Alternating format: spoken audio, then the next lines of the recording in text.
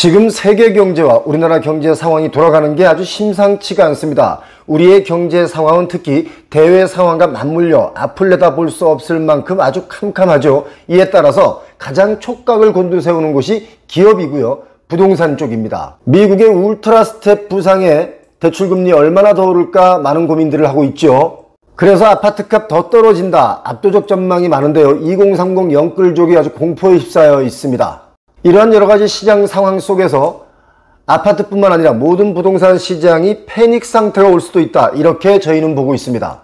여러분 잘 알고 계시다시피 지금은 고환율, 고물가, 고금리 시대에 접어들었습니다. 그리고 또 하나 중요하게 봐야 할 것이 바로 국민 총소득인데요. 국민 총소득이 뒷걸음질 치는 마이너스 성장이 우려되고 있습니다. 국민 총소득에 대해서는 잠시 뒤에 아주 쉽게 다시 설명을 좀 드리겠습니다.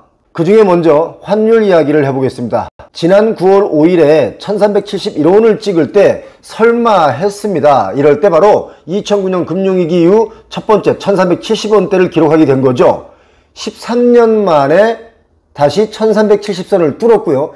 바로 오늘은 1397원에 거래가 되고 있습니다. 역시 환율이 10일 만에 26원이 뛰었는데요.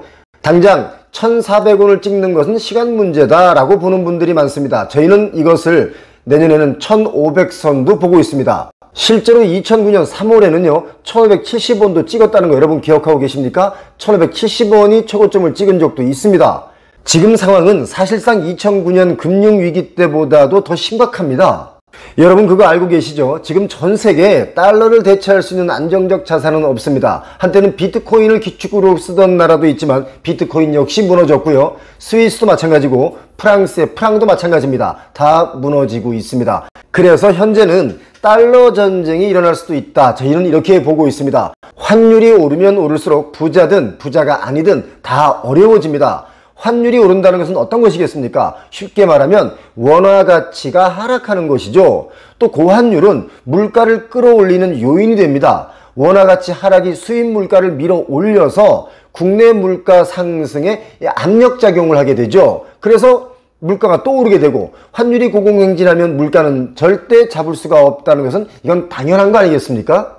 또 이런 문제도 있습니다. 고환율은요. 한국은행의 기준금리 상승 압력으로도 작용하게 되죠. 미국의 기준금리가 우리나라를 크게 웃돌면 여러분 잘 아시지 않습니까? 외국인 투자 자금이 빠져나가게 되기 때문에 또다시 금융위기 위험에 빠질 수 있습니다. 그렇지 않으려면 우리도 금리를 계속 올려야 하는 상황인 거죠. 지금 미국 재계에서는 금리 인상이 내년 상반기에는 4.5%까지 갈 수 있다라는 전망을 내놓고 있습니다. 무시무시한 금리입니다.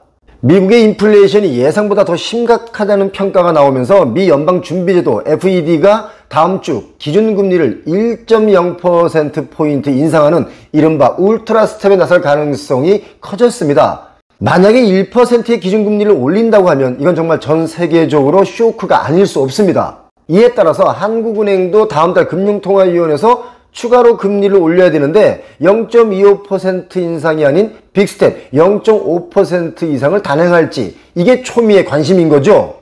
한미 기준금리의 인상의 변화를 잠깐 볼까요? 그동안 이렇게 쭉 올라서 한국도 미국도 이렇게 2.5%에 있습니다. 그런데 미국이 1%포인트를 올린다고 하면 3.5%가 되고요.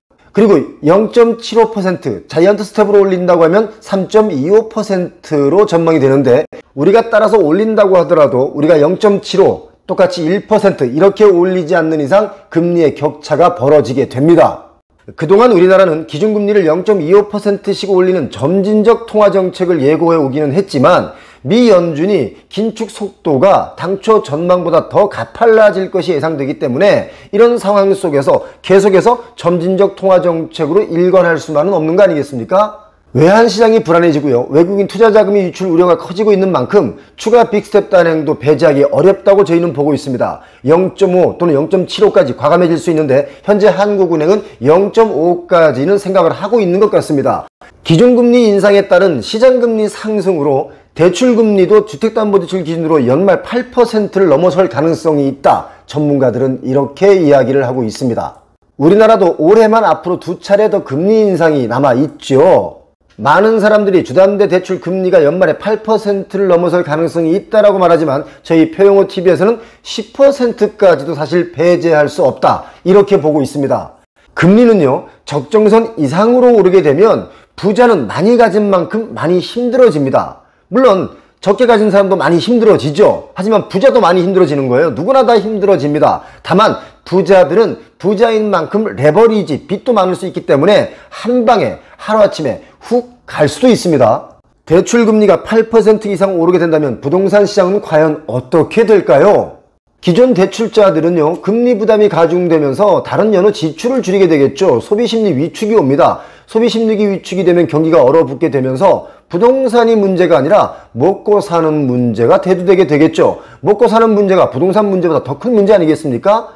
이건 누구나 다 아는 상식이겠죠. 그래서 부동산 매입이나 신규 분양을 받을 때 대출이 이루어져야 되는데 금리가 무서워서 받을 수가 없는 것, 이거 불을 보듯 뻔한 일이라서 부동산 시장도 지방은 완전히 무너질 수 있으며 서울, 그리고 서울 강남도 상상 이상으로 크게 무너질 수 있습니다.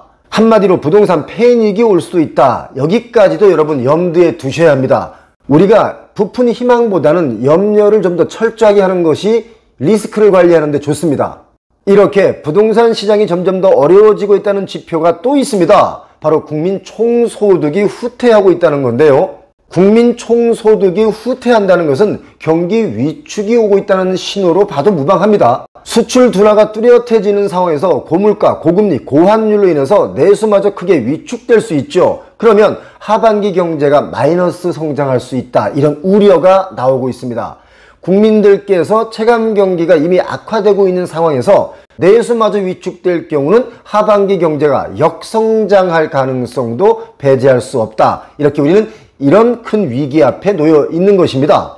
국민 총소득 GNI는요, 가계, 기업, 정부, 이렇게 한 나라의 모든 경제 주체가 일정 기간에 생산한 총 부가가치를 시장 가격으로 평가해서 합산한 소득 구매력을 나타내는 지표입니다. 이것이 후퇴한다는 것을 보면 경기가 침체되고 있다, 이런 신호로 받아들여도 무방하다. 저희 표용호TV에서는 이렇게 판단하고 있습니다. 한국은행의 성장률 전망치를 보면 정말 우울하기 그지없습니다. 물가는 5.2%, 성장률은 2.6%로 전망을 했는데 물가 24년 만에 최고 수준으로 올랐습니다. 수출 증가세도 둔화되고 소비도 타격을 받고 있습니다. 22년 4월에는 2.5%로 성장률을 받다가 22년 7월에는 2.3%로 성장률을 조정했습니다. 그리고 23년 내년에 성장률은 2.9%로 성장률을 전망했다가 다시 2.1%로 0.8%포인트 조정을 했습니다. 그리고 위험한 게 또 있습니다. 9월에도 계속해서 빨간불이 켜진 무역 적자 위기에 놓여 있다는 겁니다. 6개월 연속 무역 적자죠. 지난 8월에는 94억 달러가 마이너스 났습니다. 우리 돈으로 따지면 12조 7천억 원 정도가 되겠는데요. 연 누적으로는 300억 달러가 넘을 수도 있다, 이렇게 전망하지만 이것보다 더 크게 넘어설 수도 있습니다. 지금 많이 불안한 상태에 놓여 있지요. 그리고 부동산 시장의 분위기가 완전히 바뀐 것은 또 한 가지 있습니다. 온라인 쇼핑 거래액이 점점 늘어나고 있습니다. 21년 코로나 팬데믹이 끝나기 전에도 역시 이렇게 모바일과 인터넷 판매가 많이 올랐는데요. 팬데믹이 끝난 22년에도 모바일도 올랐고 인터넷도 이렇게 뛰었습니다. 이것은 온라인의 강세를 나타냄에 따라서 여러분 주변에 보시기 바랍니다. 대형 오프라인 매장이 점점 자취를 감추고 있습니다. 하이마트도 오프라인 매장이 철수를 한 곳이 아주 많아지고 있죠. 대형 건물이 점포가 텅 비기 시작했다는 겁니다. 그래서 대형 건물의 점포들도 분양을 해도 분양이 안 되고 있습니다. 이제 온라인 시장으로 돌아선 거죠. 그렇기 때문에 부동산 시장은 점점 더 어려워지고 있다, 이렇게 보고 있는 겁니다. 암울성을 더 드러내는 것이 바로 온라인 쇼핑의 거래액이 점점 늘어나고 있다는 겁니다.